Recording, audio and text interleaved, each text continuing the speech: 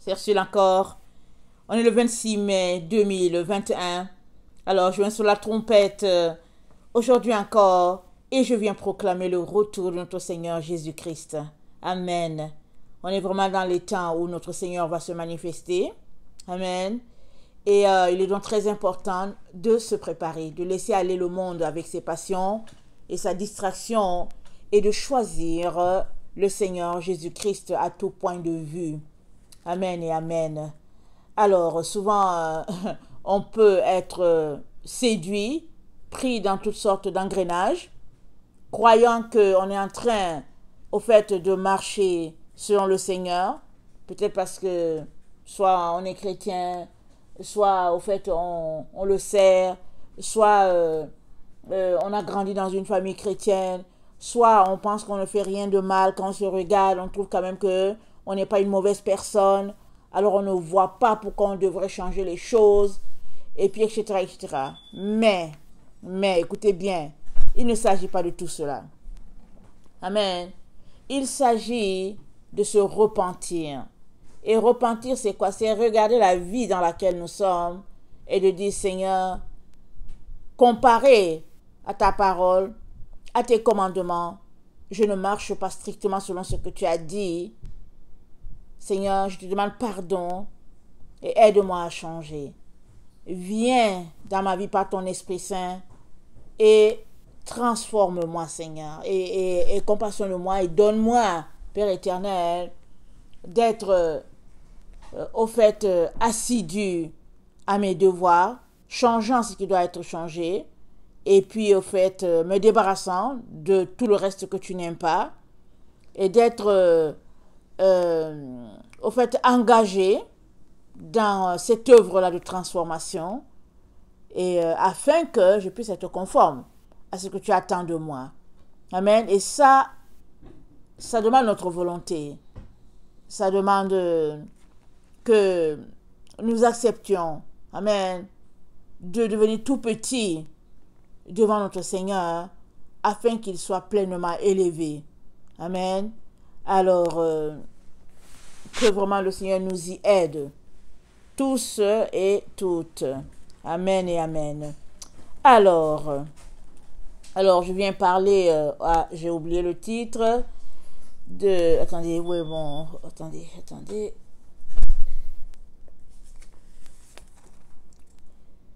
Alors, je viens parler de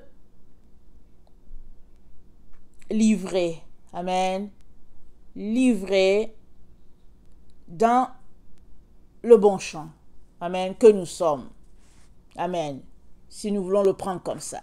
Alors, il leur proposa une autre parabole, Matthieu 13. Il leur proposa une autre parabole, il dit, le royaume des cieux est semblable à un homme qui a semé une bonne semence dans son champ. Mais pendant que les gens dormaient, son ennemi vint, sema de l'ivraie parmi le blé et s'en alla. Amen, nous sommes le champ du Seigneur. Quand le Seigneur nous a créés, nous a plantés, il a dit tout est bien, tout est beau. Amen. Alors, le Seigneur nous a acquis et nous lui appartenons. Mais dans la nuit, l'ennemi vient mettre une mauvaise graine. Lorsque l'herbe eut poussé et donné du fruit, l'ivraie parut aussi. Les serviteurs du maître de la maison vinrent lui dire, Seigneur, n'as-tu pas sémé une bonne semence dans ton champ? D'où vient donc qu'il y a de l'ivraie? Il leur répondit, c'est un ennemi qui a fait cela. Et les serviteurs lui dirent, veux-tu que nous allions l'arracher? Non, dit-il, de peur qu'en arrachant l'ivraie, vous nous déraciniez en même temps le blé. Laissez croître ensemble, l'un et l'autre jusqu'à la moisson, et à l'époque de la moisson, je dirai au moissonneur, arrachez d'abord l'ivraie et liez-la en gerbe pour la brûler, mais amassez le blé dans mon grenier. Amen. Alors ici, on a une image, un portrait de ce que Dieu va faire dans notre temps. Amen. Il nous dit tout de suite comme ça que dans le temps de la moisson, l'ivrée, qui est la mauvaise graine, elle sera d'abord assemblée pour être brûlée. Et ça, c'est une information très importante pour nous. Amen. Alors, si nous regardons Daniel 8, j'aimerais nous inviter à aller dans Daniel 8, le verset 23, ça nous dit ceci. Daniel 8, le verset 23.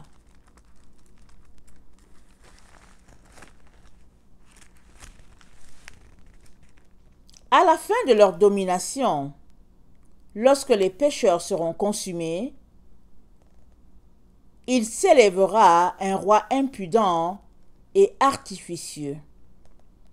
Sa puissance s'accroîtra, mais non par sa propre force. Il fera d'incroyables ravages. Il réussira dans ses entreprises. Il détruira les puissants et le peuple des saints. À cause de sa prospérité et du succès de ses ruses, il aura de l'arrogance dans le cœur. Il fera périr beaucoup d'hommes qui vivaient paisiblement.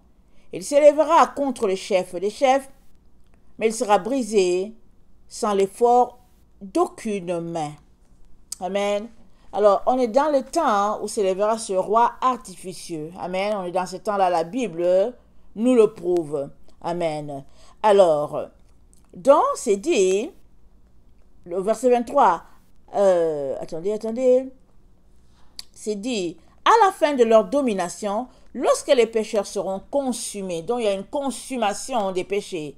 Alors, c'est en référence à Matthieu 13, amen, on peut faire le lien qui est là, parce que Matthieu 13, c'est dit, l'ivrée sera d'abord assemblée, jetée dans le feu, et alors il sera permis à la bonne semence de pouvoir croître un peu. Amen. On est vraiment dans ces temps-là. Alors, regardons bien notre texte de Matthieu 13. Il dit, un homme a sémé de la bonne semence dans son champ. Amen. Cet homme, disons que c'est notre Dieu, notre Seigneur Jésus-Christ. Alors, à la discrétion des gens, le diable est venu s'aimer une mauvaise graine aussi. Ce qui est spécial, c'est que notre maître n'a pas voulu que la mauvaise graine soit enlevée. Pourquoi? Pourquoi n'a-t-il pas voulu? Parce que souvent on peut lire ça, on se dit, mais c'est bizarre. Puisque l'été, on aime enlever les pissenlits. On regarde les pissenlits, on l'enlève, mais vous savez que le pissenlit, si on l'enlève juste au niveau de la surface, non seulement les graines qui sont à l'intérieur, ça se répand et ça donne d'autres pissenlits. Et l'année prochaine, ou bien le mois qui vient, il y aura encore, s'il y avait un pissenlit à cet endroit, tu vas voir que tout autour, il y aura 6 autres si tu as mal arraché cela. Et pour arracher le pissenlit, on va jusqu'à la racine. Au point même, ils ont créé des types de râteaux là, pour aller jusqu'à la racine, pour arracher cela. Et on l'arrache précieusement. On fait attention pour que les graines qui sont à l'intérieur ne tombent pas pour infecter l'espace là où il y a le gazon. Alors, ayons cette image-là. Amen. Alors, le maître dit non, n'enlevez pas, laissez-les croître ensemble. Mais pourquoi? Parce que toi et moi, amen, avons besoin du méchant pour pouvoir nous sanctifier et nous purifier. S'il n'y a pas le méchant à côté de toi, comment vas-tu voir si ton action est bonne ou mauvaise? Comment sauras-tu? Mais, alors que le méchant est là, quand tu le vois poser ses actions, tu dis seulement, Seigneur, pardonne-lui ce qu'il est en train de faire. Aide-moi à ne pas l'imiter. Et fais tout, Seigneur, pour le guérir, pour le restaurer, pour le sortir de là où il est. Amen. Fais tout, Seigneur. Parce que ce n'est pas possible. Ce n'est pas normal qu'il soit aussi méchant. Alors que tu pries pour le méchant, toi, tu te sanctifies toi-même. Alors que tu donnes ton temps pour aider le méchant, tu es en train de te polir toi-même. Et l'autre élément qui est aussi important de considérer, c'est que s'il y a du blanc, c'est parce que le noir est juste à côté.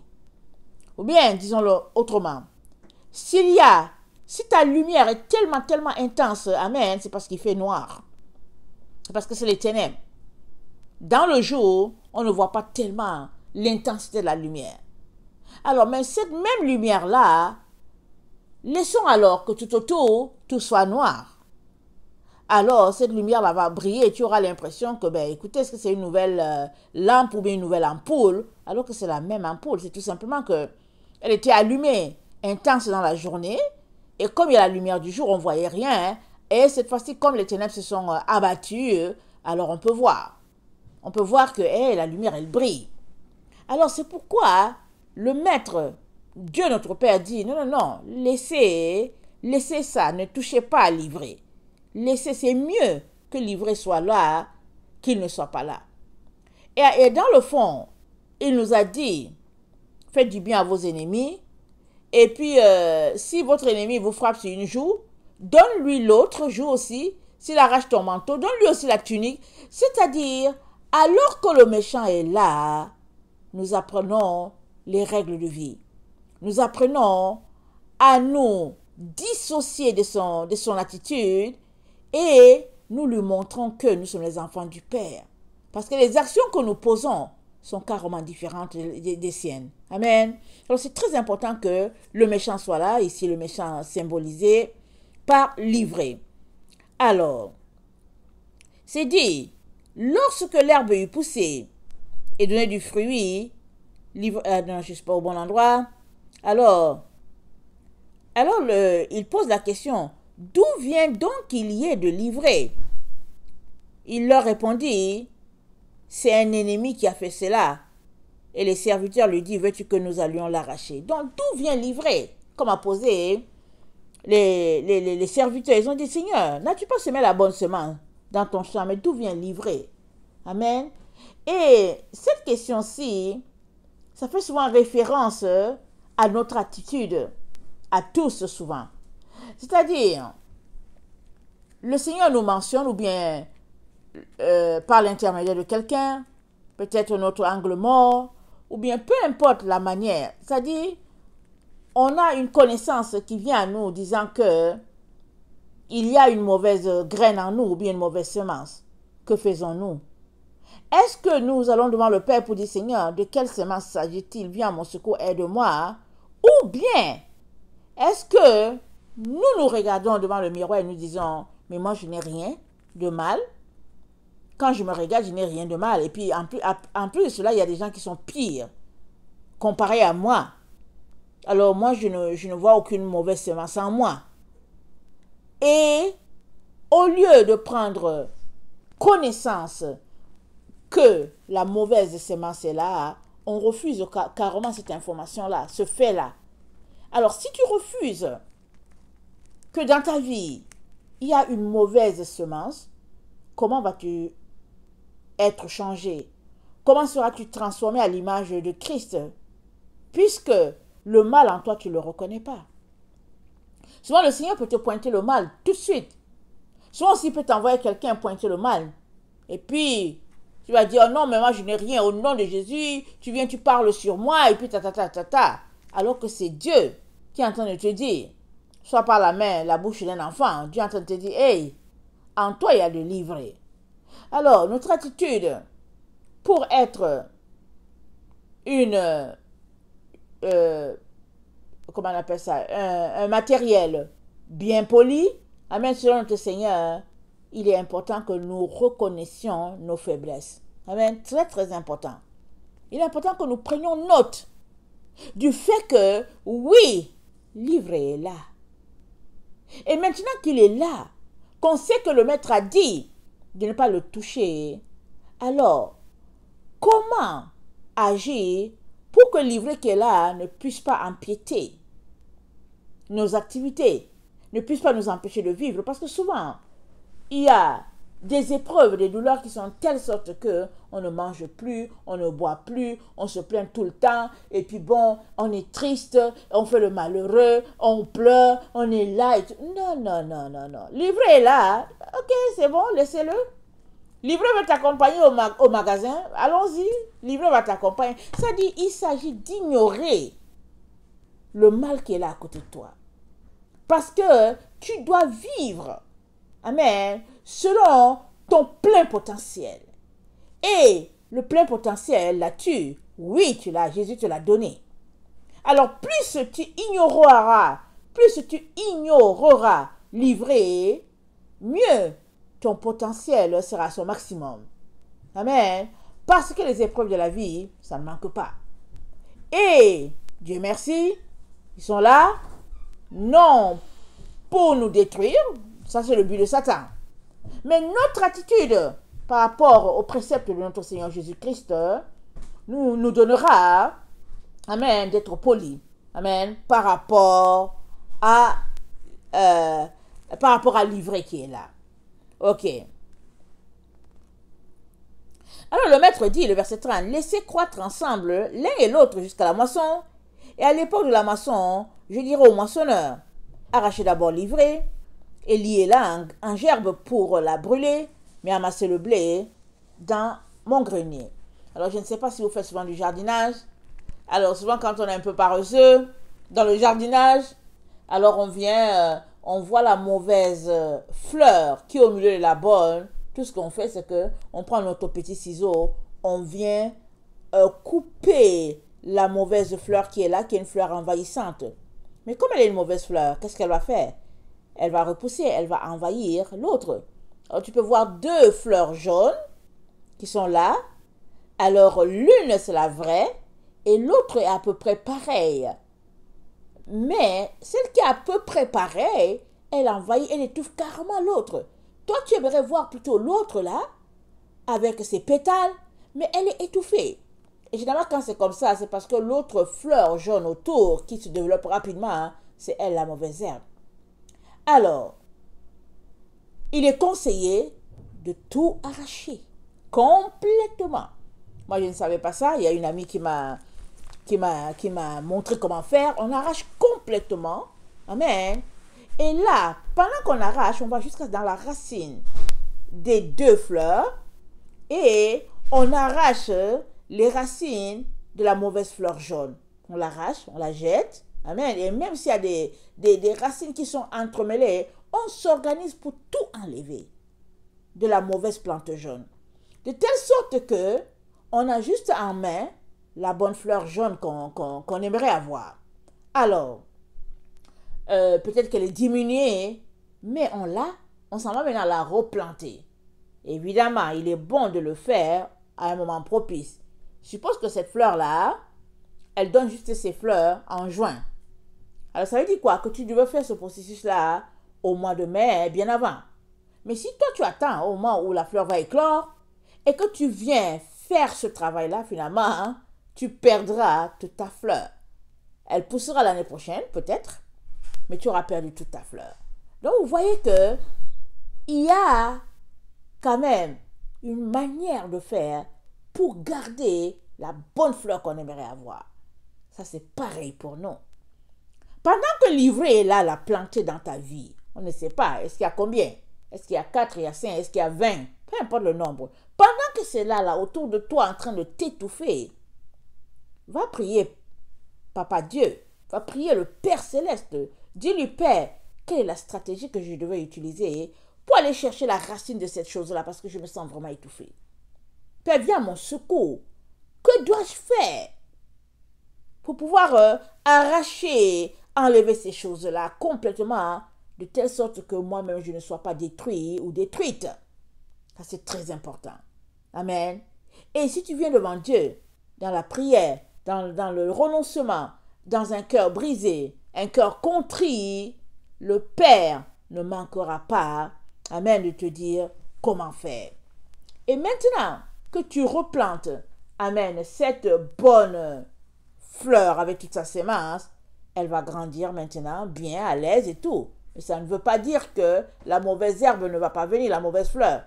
Elle aura toujours tendance, mais cette année-là, là où elle est là, elle ne sera pas là. Surtout si, autour de cette plante jaune-là, tu as enlevé tous les parasites, c'est-à-dire la plante, ta bonne fleur que tu aimes, aura vraiment de l'espace, Elle va pousser et elle va éclore. Et tu seras étonné que cette fleur-là, elle est d'une telle beauté. Parce que l'année d'avant, tu n'avais pas eu la beauté. Et puis 2 ans, tu n'avais pas eu la beauté. Parce que, au fait, dans sa racine était aussi intégrée la mauvaise plante qu'on appelle le livret, par exemple. Amen. Alors, mon frère, ma soeur, c'est pareil pour toi et moi. Alors, Dieu a prévu un temps pour enlever la mauvaise herbe, ou bien la mauvaise récolte, ou bien la mauvaise graine. Il a prévu un temps. Parce que, si alors que le livret est là, il arrache tout de suite, il n'y aura rien pour nous confronter, pour nous challenger, afin qu'on puisse changer. Amen. Alors, regardons un peu ce que notre Dieu nous dit dans le livre d'Esdras, ça c'est dans la Bible Tob. Alors, Esdras, attendez. Donc il y a un temps pour la moisson. Amen. Et nous sommes dans ce temps-là. Nous sommes dans ce temps-là, on l'a lu dans Daniel. Nous sommes dans ce temps où nous attendons le 8e roi. Amen. C'est dit. Attendez, avant de lire dans Esdras, je vais lire dans Apocalypse 17. Dans Apocalypse 17, c'est dit ceci.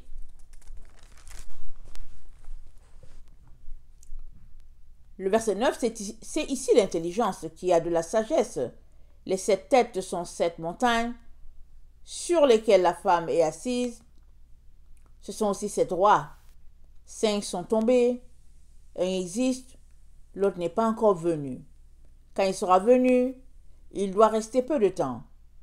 Et la bête qui était et qui n'est plus est elle-même un 8e roi. Et elle est du nombre des 7, et elle va à la perdition. Les 10 cornes que tu as vues sont 10 rois qui n'ont pas encore reçu de royaume, mais qui reçoivent autorité comme roi pendant 1 heure avec la bête. Ils ont un même dessein. Ils donnent leur puissance et leur autorité à la bête. Ils combattront contre l'agneau et l'agneau les vaincra parce que le Seigneur des Seigneurs est le roi des rois. Et les appelés, les élus et les fidèles qui sont avec lui les vaincront aussi. Donc on va s'arrêter là. Donc on attend un 8e roi dans cette clique de rois-là. Amen. Les rois de Babylone, et nous savons tous que Babylone, ça a trait avec les États-Unis. Amen. Et nous savons que c'est tous ces rois-là, ces présidents, ces leaders-là, affiliés au nouvel ordre mondial. On est vraiment dans ces temps-là. Amen. Alors on comprend que le moment où la consommation des pécheurs, le moment de la consommation des pécheurs n'est pas loin. Dieu seul sait quand est-ce que ça va arriver. Et on comprend aussi à partir du livre de à partir de notre texte de Matthieu 13 que, amen, l'ivraie sera d'abord assemblée, brûlée, et après cela, Dieu donnera un peu de temps, amen, à ses enfants pour continuer d'avancer. Amen. Alors, tout cela est lié à un timing déterminé par le Seigneur. Il y a un temps pour toute chose, nous dit Ecclésiaste. Donc, on ne peut pas dire que, oh ouais, c'est pas maintenant, et puis c'est plus tard. On ne peut pas le dire. On peut juste savoir le temps dans lequel on est, si c'est le temps de la fin ou pas. Et on le sait comment. C'est dans la prière, c'est dans la révélation. On le sait. Alors qu'on sait cela, amen, il est important qu'on se prépare. On ne peut pas faire semblant pour dire que non, mais anyway, c'est pas grave et tout. On doit se préparer. Et se préparer, cela nous demande de prendre un temps de repentance. Cela nous demande de nous examiner, de rentrer en nous-mêmes et de voir si vraiment, si Jésus venait maintenant, est-ce qu'on serait vraiment prêt? Et sinon, quelle est la chose qui nous empêcherait de nous retrouver avec lui? Et une fois que c'est comme ça, amen, On vient devant lui, avec crainte, avec tremblement.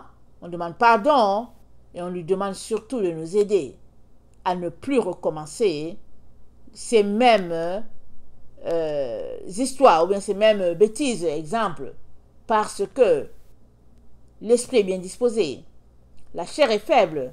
Alors on vient devant lui, on prie pour dire qu'il nous soit donné d'échapper à tout ce qui va se passer sur la terre. Alors dans le livre d'Esdras, Esdras 4, le Seigneur nous dit, le verset, je pense 30, il dit, car un grain de la semence du mal a été sémé dans le cœur d'Adam, dès le commencement. Et combien d'impiété n'a-t-il pas produit jusqu'à maintenant? Combien n'en produira-t-il pas jusqu'à ce que vienne la moisson? Fais donc en toi-même l'estimation.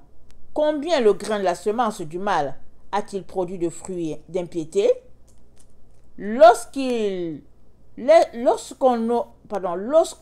été sémés des épis innombrables, quelle grande moisson produira-t-il? Je répondis, où et quand cela? Pourquoi nos années sont-elles limitées et mauvaises? Il me répondit, ne te hâte pas plus que le Très-Haut, car toi, tu as à te hâter pour toi-même. Mais le Très-Haut le fait pour beaucoup. N'est-ce pas à ces sujets que les âmes des justes dans leur réservoir ont interrogé en disant, jusqu'à quand ai-je à espérer ainsi? Quand récolteras-tu le fruit de notre récompense? L'archange Hiéremiel leur répondit, lorsque sera complet le nombre de vos semblables, en effet, Dieu a pesé le monde dans sa balance. Il a mesuré la mesure des temps. Il a dénombré le nombre des temps. Il ne provoquera ni ébranlement, ni agitation, avant que ne soit complet la mesure prédite. Amen. Alors Dieu a mesuré le temps dans sa balance. Donc il ne va rien ébranler avant cela. Donc on comprend que à la consommation des pécheurs, notre monde sera ébranlé. Et l'apôtre Pierre nous dit, vient ce temps-là où le monde passera avec fracas, c'est ça qu'il a dit, je pense que c'est 1 Pierre 3, je pense verset 10. Il dit, ce monde-là dans lequel nous sommes passera avec fracas. Donc il est en train de nous dire, vient ce temps-là où, amen, les pécheurs, ils seront consumés. Et ils sont consumés en même temps avec le monde qui passe, avec le mal qui est banni. Et quand le mal est banni, c'est quoi?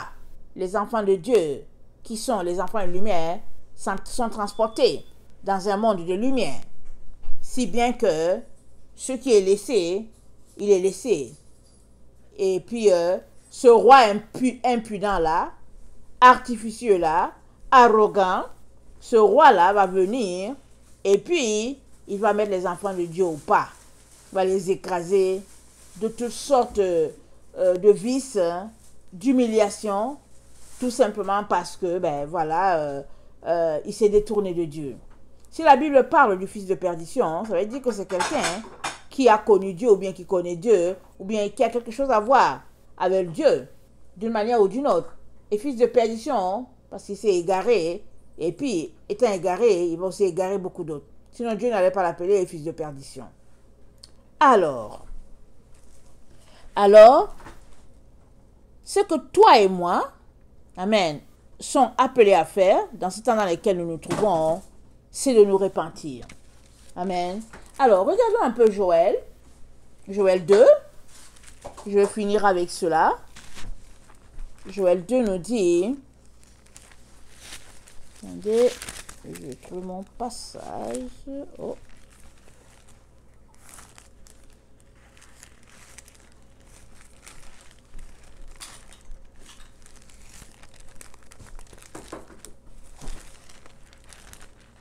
Un peu perdu dans nos histoires. Donc, attendez. Ok, Joël 2, le verset 12. Maintenant encore, dit l'Éternel, Revenez à moi de tout votre cœur, avec des jeûnes, avec des pleurs et des lamentations. Déchirez vos cœurs et vos vêtements. Pardon, déchirez vos cœurs et non vos vêtements. Et revenez à l'Éternel, votre Dieu, car il est compatissant et miséricordieux, lent à la colère et riche en bonté, et il se répand des mots qu'il envoie. Qui sait s'il ne reviendra pas et ne se repentira pas, et s'il ne laissera pas après lui la bénédiction. Amen. Assemblez le peuple, formez une sainte réunion, le verset 16. Assemblez les vieillards, assemblez les enfants, même les nourrissons à la mamelle, que l'époux sorte de sa demeure et l'épouse de sa chambre, qu'entre le portique et l'autel pleurent les sacrificateurs, serviteurs de l'Éternel, et qu'ils disent: Éternel, épargne ton peuple. Ne prive pas ton héritage à l'opprobre. Ne livre pas, ton héritage à l'opprobre, aux railleries des nations. Pourquoi dirait-on parmi les peuples, où est leur Dieu? Amen. Voilà comment le Saint-Esprit nous intéresse à prier dans ces temps dans lesquels nous sommes. Priant pour nous-mêmes, priant pour les autres, priant pour toute la terre, priant et priant et priant. Nous sommes dans ces temps-là. Quand bien même nous sommes éprouvés, on doit prier. Oui, il peut arriver des moments où on est tellement assommé que finalement on est tellement concentré sur soi, là, en train de se débattre dans notre mer ou bien notre rivière de problèmes. Mais pendant que nous sommes là, en train de nous débattre, il est très important de penser aussi aux autres. Il est très important de se joindre à cette armée d'enfants de Dieu sur toute la terre, unis en train de prier pour le salut de l'humanité. C'est très important, mes frères. Nous sommes à l'heure, amen, où les pécheurs seront consumés. Nous sommes à ces moments-là. Quand est-ce? On ne sait pas. Est-ce que ce sera aujourd'hui? Est-ce que ce sera dans un mois? Dans un an? Dans 2, 3? On ne sait pas. On ne sait pas. C'est Dieu seul qui sait. Mais à toi et à moi, il dit de nous apprêter. C'est ça qu'il nous dit de faire. Il est donc très important qu'on ne puisse pas négliger cet aspect-là. Et alors que nous venons pour prier pour nous-mêmes, pensons à nos voisins, pensons à nos relations, pensons à toutes ces personnes-là qui vivent loin de Dieu, qui n'ont aucune notion de ce Dieu-là. Et même, il y a d'autres même, ils ont grandi et on leur a dit que Dieu n'existait pas. C'est un bing-bang et puis toutes sortes d'histoires. Alors, si on a dit à une personne que Dieu n'existe pas, comment va-t-il s'orienter? Amen. Quoique Dieu ait mis dans son cœur la pensée de l'éternité, tout est fait pour enlever de ce cœur-là l'image même de Dieu, la connaissance d'un Dieu. Tout ça commence à l'école. On essaie de nous enseigner toutes sortes de religions. Et après, finalement, on essaie de démontrer ce que Dieu existe. Et les enfants grandissent avec tant de doutes, la génération dans laquelle grandissent nos enfants. Alors, si nous venons prier pour nous-mêmes, pour notre propre repentance, la repentance des nôtres, n'oublions pas les autres aussi. Et c'est Dieu qui va nous le rendre. Amen. Alors, ne nous laissons pas tromper. Ne nous laissons pas berner, pensant que c'est quelque chose de très lointain. Non. On est presque arrivé à ce temps-là où chacun d'entre nous, nous tiendrons. Amen. Devant le Fils de l'homme, parce que c'est dit, qui tiendra debout devant le Fils de l'homme quand il paraîtra. Et c'est notre génération. Amen. Appelez à se tenir devant le Fils de l'homme. Que sa grâce vous soit accordée aujourd'hui encore et encore pour pouvoir continuer de courir notre course. Cours ta course, je cours la mienne et ensemble prions pour que ceux que nous connaissons puissent aussi courir leur propre course afin que toute la gloire de Dieu, amen, soit répandue sur la terre. Parce que la Bible dit, la terre sera remplie de la connaissance de Dieu comme l'eau couvre le fond de la mer. Alors ça, c'est la volonté du Père. Mais cette volonté ne peut se réaliser que si toi et moi, nous joignons la main à notre Père pour dire, papa, nous venons vraiment faire ta volonté afin de réclamer tel, afin de réclamer tel. Et ce serait important qu'on puisse joindre notre main à tous ces gens-là qui prient. Parce que si nous ne le faisons pas, c'est nous les perdants. Il y a d'autres qui sont en train de le faire pour la gloire de leur Dieu. Amen. Soyez bénis. Je vous aime beaucoup. Et Dieu davantage. Maranatha. Jésus revient. Amen et Amen. Alléluia.